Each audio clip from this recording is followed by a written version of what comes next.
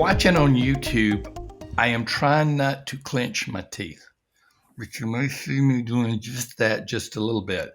If you are listening on one of the podcast apps, you may hear me get a little more, well, let's say less clear than I usually am, because I'm maybe talking like this. And the reason for that is this particular issue is an issue that most leaders will have in their ministry.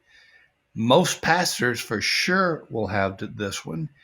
And it's not just criticism, it is a criticism that specifically begins with people are saying.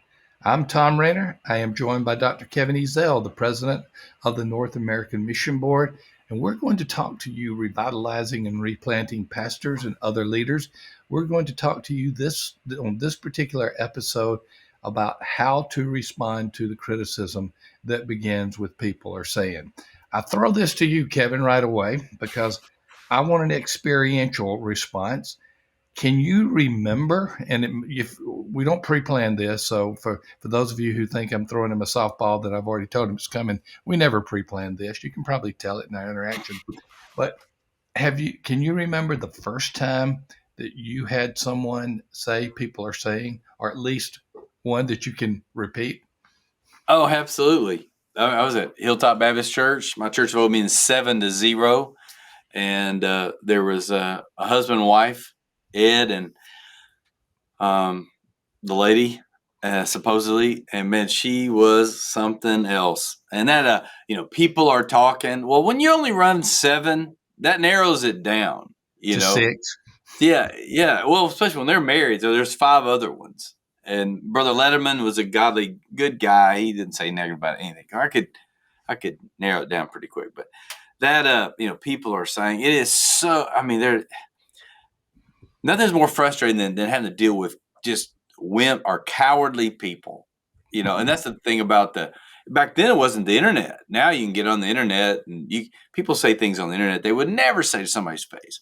Oh, that is so true. But back then, that all people have been talking, or hey, we've heard, or you may want to look at this. Man, that's the thing. The cowardly antics of some of these people. That's what I just couldn't stand. I can actually remember the first time it happened to me at Lifeway. It was with an employee who felt that God had led him to confront me on something, and I guess I had a reputation for not necessarily getting angry or firing people on the spot when they came to me with those kind of things. So he felt the freedom to do so. And he said, people are saying. And I looked at him and I said, you know better than to say that. I said, I'll respond to the criticism, but you've got to tell me right now who the people are. He named them because I put him on the spot. It was 2 people. I called up the 2 people. I said, no, we didn't say that. He told us that he was going to talk to you about it, but we just said okay. So it was nobody was saying. It was people are saying. And it brings back to this first point, Kevin. The person saying that is a coward. By definition, that person is a coward. Yeah. Well, and this makes me mad thinking about it sometimes. What they'll do is say, hey, give me a call. I've found that even who's calling who can be misused.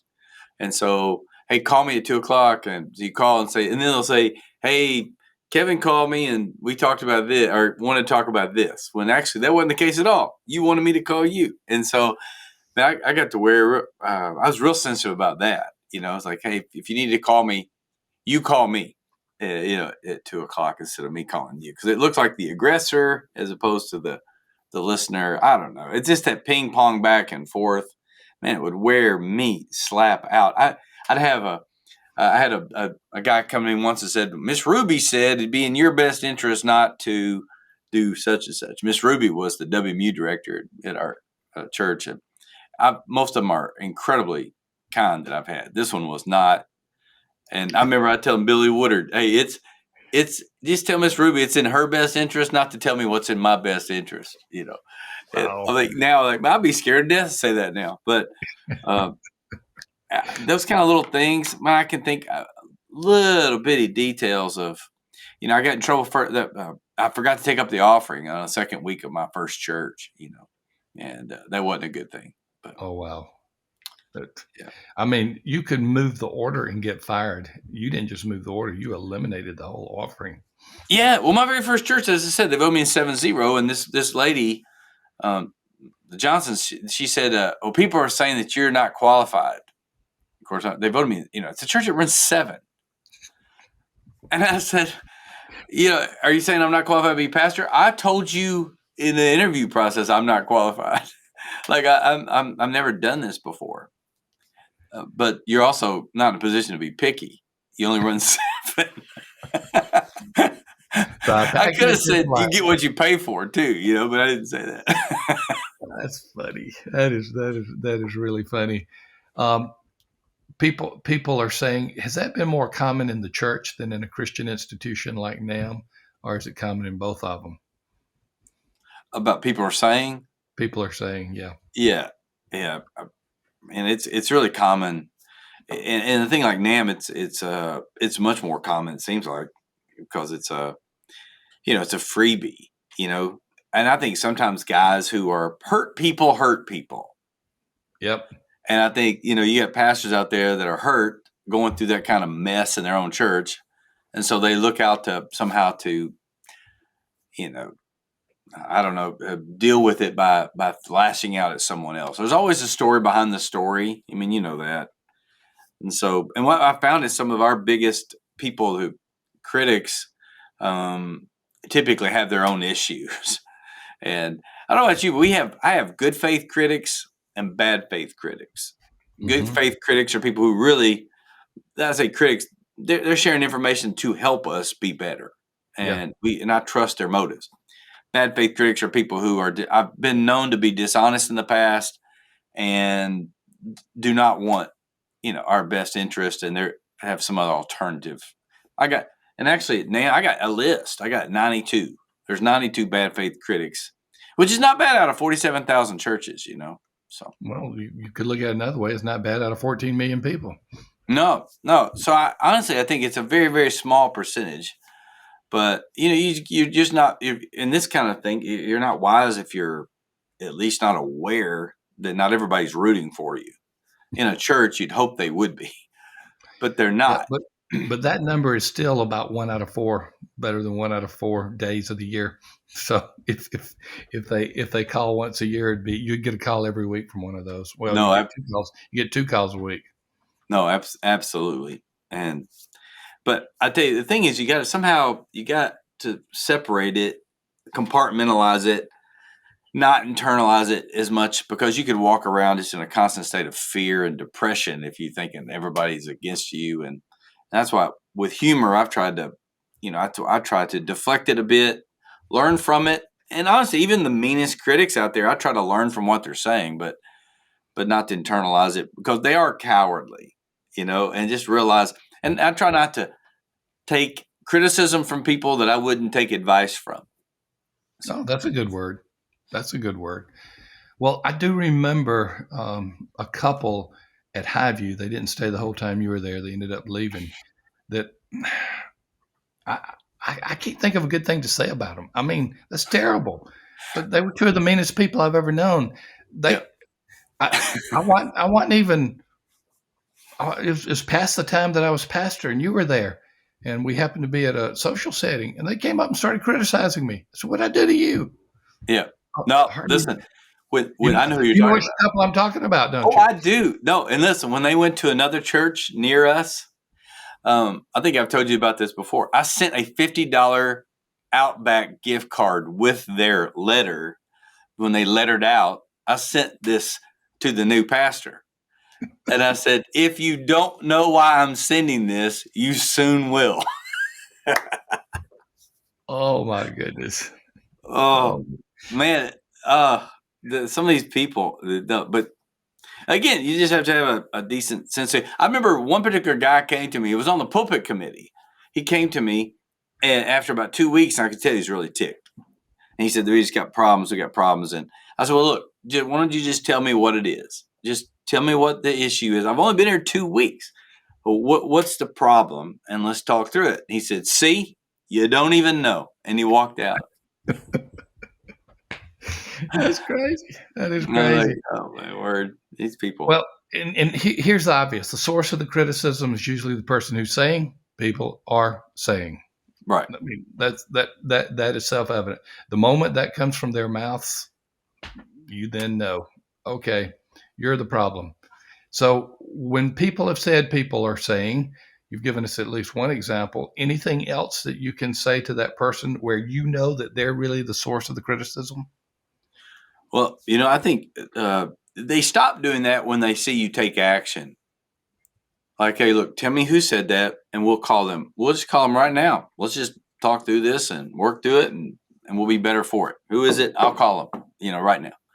And once you call their bluff on that once or twice, they'll back off of that.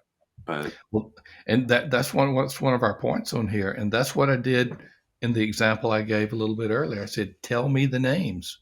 Now, one of the things that was different in that situation that I had as an advantage, I guess, is that person was my employee, and so I wielded implicit and explicit authority. I hope I wasn't authoritative, but I mm, said, tell me the names.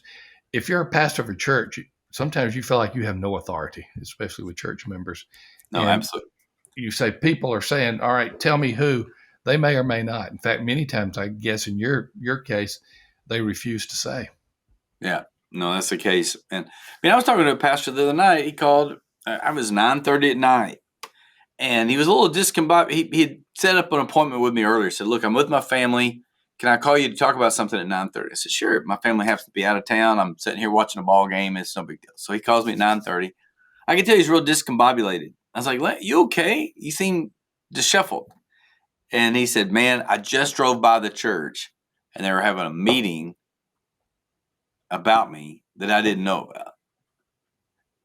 And Ooh, man, that there's nothing will make your stomach sink quicker, than ooh, those when people start doing stuff like that. I remember when I was at Highview, there were about 90 people at an old it's called the King's Table. It was a buffet they had down on Watterson Trail, and good food, they really good gotten food. together and were you know coming up with a strategy of how to get rid of me. And I had a sweet lady come, and Miss Bruce said, "Kevin." Now, Yeah, Nell Bruce, she's such a yes, sweet, godly lady. She said, "You need to get down to the King's Table. There's 90 people down there. They're trying to get rid of you." And I went, "That's the last place I'm going. Why would I want to go there? I'm going the opposite direction. But wow, yeah. wow. And on those kind of things, you just do the next right thing. You know, I think guys it can overwhelm them, but you just do the next right thing, and hopefully you find people you can trust. But I tell you, I'm not saying it's the most healthy way to do it, but when I led, I was just real careful who I trust. They're a mutual, really good friend of ours that worked for me. I told him when he came, I said, "Look, you trust only me, and you only trust me. And the moment you start to trust somebody else, you come and let me know about it, and I will talk you out of it." 'Cause Wow. it's just when it's warfare in a church like that, you just got to at least get in a bunker with somebody you trust, and then hopefully it comes for better days. And it did. Thank goodness we came through that pretty quick. And I was there 14 years, and it only lasted a year and a half. It just seems like a lot. What part of your ministry was the King's Table meeting? What part? What How chronological? soon Yeah, chronologically? that was about 4 or 5 months in, and but Ooh, see the problem. I followed a pastor, as you know. I mean, you were the interim. I followed a pastor and had an affair. The people did not get to kick him on the way out. They were frustrated and felt, um, some felt used and humiliated, and so the new pastor comes in. It was a good chance to rise up and well then, take your and anger out on somebody. you also had another staff member who had affairs as well. So they had that, and we could go on and on. Yeah. The interim pastor left you in a pretty bad situation, so he just Nah, that's left. not true. You know that you held the church together, but hey, it is what it is. When you have things that people aren't dealing with for years, you got to deal with it. And there's certain things the interim pastor cannot do. I mean, I don't care how good a transitional pastor they are. And emotionally, man, people trying to reconnect to a new guy when another guy's been there for 20, 25 years. I mean, that's a long time, you know? Yeah, yeah. I'm looking back, and prior to your arrival, I didn't know that church apart from that pastor's name. I mean, it was Mm-hmm. basically that pastor's church, and Yeah. that's Matter of that's fact, how. I had this bitter old couple. They were really, but I say old. Their dad was dying, and the dad was like 94, 95 years old, and they were mean 70. And they called me and when we come to the hospital, pray for their dad that God would heal him. Of course, he's 94. You know, I mean, Let him go. he's due. And they said, brother, and they mentioned the last pastor at Highview. 20 years ago, brother so and so prayed for our daddy, and he healed him back when he was 70 or something. Oh no, I know it's And coming. I know it's yeah, coming. and so we want you to pray for him, see if God will heal him. And I said, I'll tell you what, I'm going to do you one better. I said, I took out my cell phone. Let's just call brother so and so, and let's have him pray for him over the phone. And that way, That was brilliant. yeah, I was like, look, I'm not taking the hit for the 94-year-old guy. You know, no way. That was brilliant. And then we did. He answered, and we had him pray and the whole bit. So how long did he last after that? I'm just About curious. 3 days, I did the funeral. You were totally set up. That Yeah, is you're hilarious. doing all right. That's what I'm saying. In these situations, you know, you talk about the criticism, people will the unrealistic expectations that they put on you. You know how that is. And Well, you man, didn't your have the sermons, power. You didn't have the gift of healing for him. yeah, you know, when it comes to your preaching, your sermons aren't deep enough. You know, you use too much humor, you don't use enough humor, and you Too know they. long, too short. Oh, it's just endless sometimes when people are looking for something they can for sure find it. I'm talking with Kevin Ezell, the president of the North American Mission Board. We're talking about how to respond to the criticism that people are saying is the prefatory comment.